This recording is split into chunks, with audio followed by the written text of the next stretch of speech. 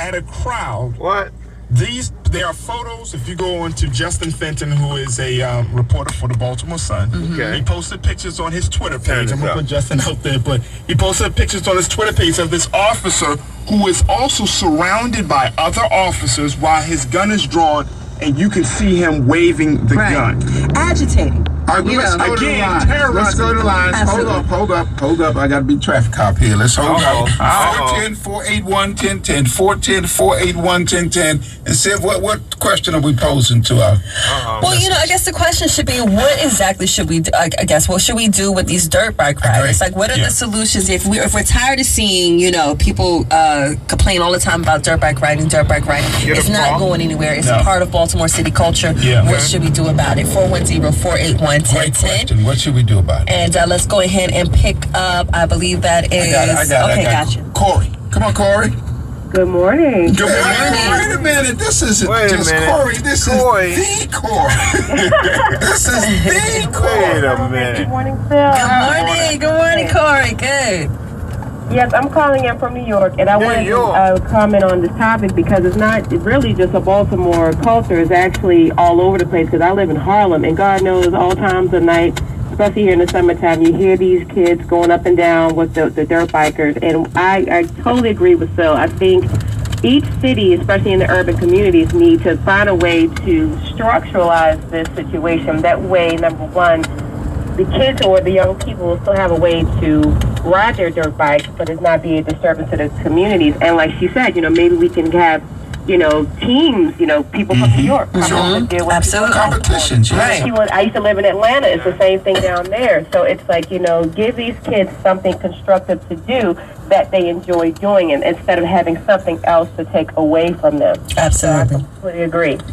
Corey, to your knowledge, are dirt bikes legal in New York City? Yes, they are. It's the same thing. You still have to get licensing for, so that's why, again, they're able to 12 o'clock, 3 o'clock, 4 o'clock in the morning if they want to, all in the residential neighborhoods, riding up and down. They're racing each other. And so there's nothing that has been done to be able to control the situation. But they have been many complaints from different neighborhoods about it. So like she was saying, I believe that definitely every city that has this issue needs to find a way to structuralize it, and that way the kids can still, or the young people will still be able to do what they love to do, but it not be such a disturbance to the residents. So find tracks, find areas, make it fun, make it something that, they want to do as a sport, and to get more people actually even involved, and it can even be a community event. So, I think, I totally agree with her. When are you going to come back and spill some tea now? Forget all that activism stuff with you. I want to spill some tea with Corey. Well, I'm definitely coming back down. I let LY know, so if you guys will have me, I will be back down on the 27th, so maybe the morning of the 28th. Oh, we're going to spill a lot of tea.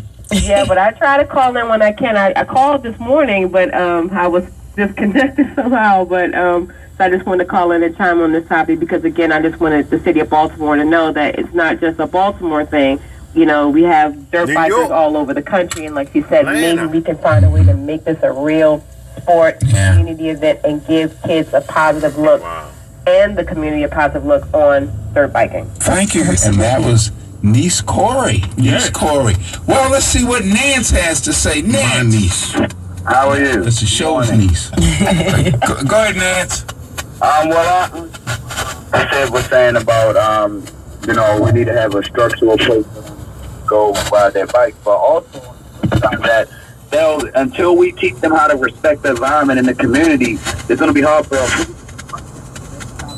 You got a bad connection. Yeah, you got a bad connection. Give us a call back, Nance. All right, 410-481-1010. Police in ride gear attempt to clear large crowd of dirt bikers in Baltimore. And let's see what Robert has to say about it. Robert, you're on the air. Point of information. A young black lady was run over and killed by one of these fools on a bike at Cold Spring Station not too long ago. Back in May 7th. Yes, sir. This just goes to show how dysfunctional black people are in Baltimore City. Why would you take young, impressionist children out and teach them that it is okay to break the law. And that's what it is. You're not supposed to ride these bikes on city streets. They're dirt bikes. Why are they called dirt bikes? Because young white kids ride them in the counties on dirt roads and on dirt lots. And they have helmets on and knee pads, and they probably have insurance. These young men have none of that. If they're hurt, where do they go? They go to the emergency room, they run up a $150,000 bill for you to pay for it. For Larry to pay for it. Larry to pay for it. Robert made a solid presentation. No, he's right. No, he's Today was Sir Robert. He made a solid All right, presentation. let's see what George has to say. George, dirt bikes, a menace in Baltimore City? George. Well, it all depends on where you stand. You know, it's when they have these marathons across the city. That's one of the most disruptive things on the weekends. You can't get from the west side to the east side. What I would suggest is you structure that in such a way that on the weekend, these 2 or 3 blocks that they're using up there at Reisterstown and Keyworth and what have you, hey, take names, numbers, you can apply, you belong to a league. Structure it. Even if it meant going out to the community and ask for donations to pay for the insurance. People like the coach, I know he would contribute to it. Now, when he reach in his pocket, when he reach in his pocket to pay his share, you know he's going to turn his back so you don't find out which pocket he got that money out of. You got it, George. You got it. He knows me. Let's see what Aaron. Yeah, man, I am tighter than new screws on a bridge. Let's go to Aaron. Aaron, dirt bikes, a menace? A minute. Talk to us. It definitely is a menace. I live in the county, but I own a business in Harford Road, and it's notorious how people come up and down Harford Road, in and out of traffic, could create a hazard.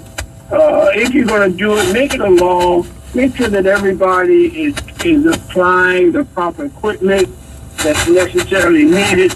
Let's stop just applauding foolishness when we know that there are more important issues that we are facing other than dirtbag riding.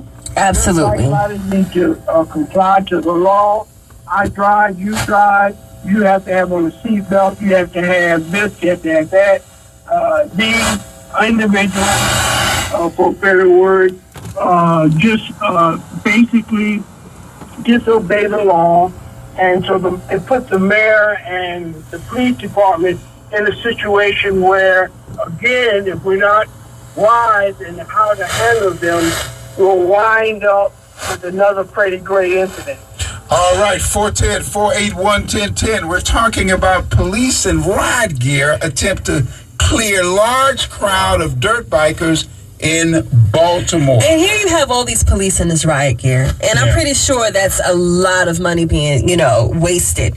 When you have a city that is seeing 40 plus murders in 2 months, where is the resources, in 3 months, where is the resources in the overtime spent on trying to see why all these murders are happening? I just feel like we're wasting resources on things that have been going on in Baltimore City for so long. I don't have a problem looking at this story. So you're telling me police showing up and riot? I don't think it's as much as the issue of police showing up and riot. At the police? Well, we just talked about this in the last segment that it's much deeper than just one particular incident. Wow. It's a bigger thing. But it's wrong. In this case, it is wrong. Good. For every real effect, there's a real cause. All right, let's go to Dickens. Dickens, your thoughts? I don't think I think it's misguided because it's already a sport. So by already being a sport, instead of bringing the Indianapolis, the cars here, we can bring Supercross here. And then maybe we can have a day where we can have an amateur day and the guys here and people here in Baltimore can get involved. Absolutely. I agree with that. They can't afford to go out and buy a race car, but they shouldn't go out there and buy a helmet as the gentleman earlier wanted to rant and read about how much these dirt bikes are. I mean, if we take, say, maybe Lincoln Park, over there off of 29th Street where they want to build that mass Walmart and make it a super track where we can bring the sport in here in Baltimore and have a revenue. Absolutely. All right, let's go to Lawrence. Lawrence, you're up next. Talk to us, Lawrence. Man, there's so much to talk on this subject. He got some good callers, but my question to Coach and to Larry, what did they do about drag racing back in the day? That was illegal. What did they do about that? Did they legalize for you to run your car down the street? What? No, they developed tracks. They developed tracks, as we've alluded to and suggested. They developed tracks. Okay. And you control it, which I'm in 100% favor of. Man, my question is, because I got time. My thing is this, because I had recently called in about liability insurance. When if somebody got killed over the situation, the city's going to be forking up the money, which they don't have. So there's a lot to think about, rather than just the kids having fun and something to do. But what There's does a the lot of county? reality to this. What does Baltimore County do? Use that as a model. Baltimore County, that's not their issue right now. This is the city problem. They don't want to take on this. No. He had said about the insurance. I'm saying use existing municipalities as models to see what they do from an insurance standpoint. Yeah, so, well, hey, let's see what Diane has to say. Diane, I know you're in the community. You've got a lot to say. Diane. Coach, I wanted to know why it took so long, because not only did the lady get killed in May, but someone else got killed. I don't know if it was in Baltimore City, but they had gotten it was another lady got killed on a dirt bike this year. The thing about it is, this has been plaguing our community for so long, for decades. They had went to City Hall to ask the mayor for a dirt bike park, and she told them absolutely not, because they knew that they were building this skateboard park in South Baltimore.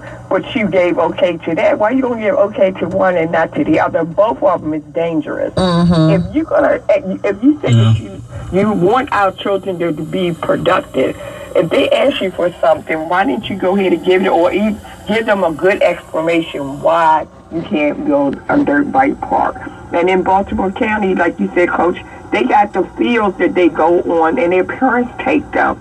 That's the thing about it. What bothers me is that they go up and down Fayette Street all night long. And they still do drag racing. Somebody asked about drag racing. They still do drag racing up there on Wabash late at night. Yeah. And nobody's talking about that. I guess that'd be the next thing they talk about. They have the policing gear, but we as a community must ask the mayor to do something about these dirt bikes. What bothers me is when the young women have their children out there. And dirt bike doesn't have a name. Yeah. It can go out of control. And it's a menace. I mean, it's a menace. It's a menace. I'm wondering, in terms of fatalities or injuries have dirt bikes caused in the city based upon or compared to the amount of time that dirt bikes have been riding. Folks have been riding dirt bikes. Let's see what it's probably small. Let's see what Pastor West has to say. Pastor West, welcome, my man. Peace, Pastor West. What's going on? Look, I agree with the previous caller. He took the words right out of my mouth.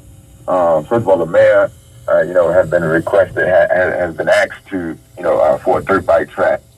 Truth be told, I'm grateful that the gun violence has stopped on yesterday, so these individuals will come together and ride dirt bikes. I don't have a phone call this morning to say, hey, can you come can you prepare to fertilize my child because he's been shot dead.